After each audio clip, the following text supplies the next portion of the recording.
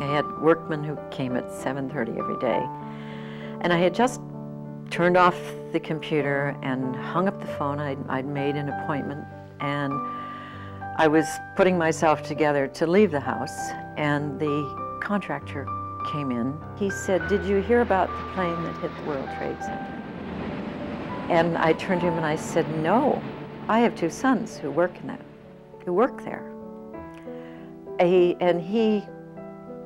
And that was about 9:10.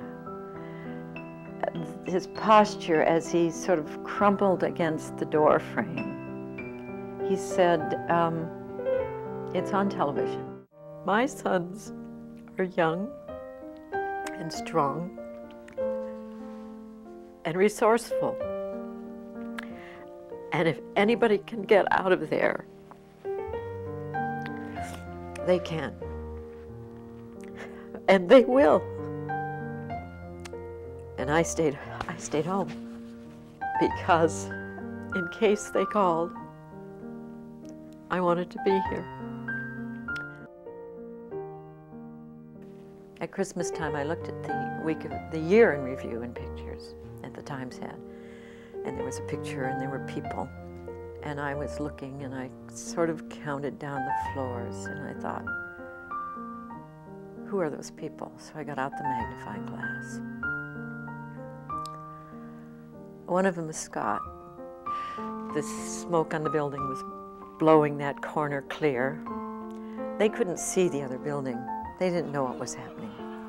They had no access to phones, so there was no reason for them to think that something good was maybe going to happen, that they weren't going to be rescued. They didn't know the devastation that was happening. They had obviously broken the windows, and Scott is hanging out the window, but he would do that. He had his shirt off, his khaki pants. He was hanging out the window. In the Reuters photo that I found later, Keith is sitting in the same window with him. But Scott's posture, his build, that he would do it, hanging out that window. They were together. I'm grateful for that. They weren't alone.